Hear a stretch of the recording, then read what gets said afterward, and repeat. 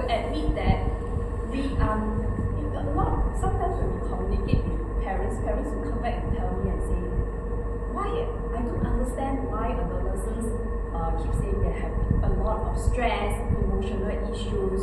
They don't understand because we provide everything for them. They should be grateful. They have so much. This is the common narrative that we hear every day. And yet, but I always put them into perspective. Look here, back then when we grew up, we don't have internet, we don't have social media, we don't have all this digital content that's easily accessible to. And all these are the world itself. Our world is what we can see. Last time, right? Is what you can see is your world. That's all. Probably you can see if you have very good eyesight, you can see 1 kilometer. That's all you can see. That's your world, right? The 1 kilometer diameter. But nowadays it's not like that. The world, the whole wide world is out there. And when you are exposed to this kind of network, that is the source of stress. You feel overwhelmed with information. And you don't have, and your brain is still developing. They are at the stage that don't have the capacity to understand how to filter the content. And even as a parent myself, I feel when I go through their content, I have difficulty to filter as well. I feel it's overwhelming for me. So how much and what can we do as a parent? We have to keep investing time. It's not easy. Last time we say to raise a child you need a village. But nowadays our family are very individualistic, right? It's all very nuclear family. Both parents have to go out and work to make ends meet. And who are your support? Can we build a nurturing community? Everybody come together and raise our children together. Is that something that we can do? I always wonder. So I think I will put all these questions on the table today and let's discuss it. I will put it to this. Thank you. Thank you very much, Dr. Shumin. It's been very helpful to have some personal sharing about as a mother, not just as a psychiatrist. It is without struggle. Okay.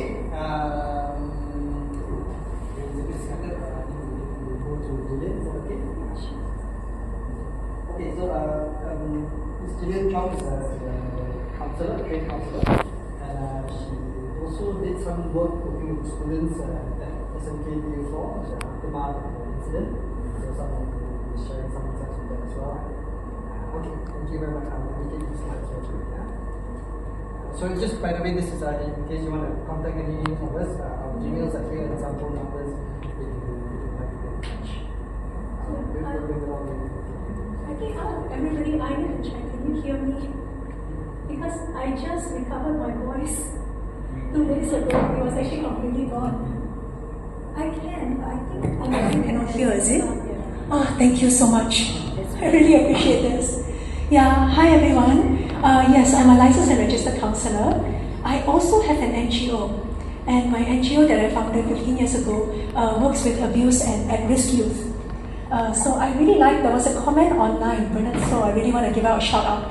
It was such a good question because he asked, what about the kids that fall under the gap? And those would be my kids most of the time because my youths are the ones who, besides the abuse, usually have multiple traumas. And at risk mean they have a lot of, they come from families that are in poverty, violence, a lot of social issues, drugs, in prison. Yeah, so those are my youths. Okay, so out of all of them, I think mine is the technical talk. So it is true. What happened was I was asked with a couple of other counsellors to go into a group of students who are from BU4 to give them crisis counselling. So crisis counselling is a little bit difficult, a little bit different from normal counselling. It is actually when there is an incident, like the one that just happened, something which is very shocking, and they asked us to come in and do counselling with them. Now, what I was very interested in, this is a bit small for you all, I know. Please, if you need the slides, just let us know. We will send it to you. Give us your email address. But what I was very shocked at is that all the symptoms, and these are symptoms that I wrote myself, using my notes, my counselling notes, are the symptoms that the students had. And these are symptoms that I never thought I would see in Malaysia. These are literally symptoms that if you match against gun violence in the US, these are exactly the symptoms that you're going to see. You know, the youths are having nightmares, they cannot sleep, they are so afraid that somebody will come to their house and do the same thing. They have so many questions. And that's, I think, basically what I really want to say. And I really thank Dr. Charmaine, because I think she basically said most of what I was going to share today. So maybe, sorry to interrupt, since the public can't see, would you like to read some of the things from the Oh, okay. Yeah. So what they were sharing is, they were feeling numb. They had a lot of guilt. So guilt, why? Guilt, why didn't I do something to save the girl? Guilt, why didn't it happen to me? Why is it must be her? And I understand that she was a wonderful person from the things they shared.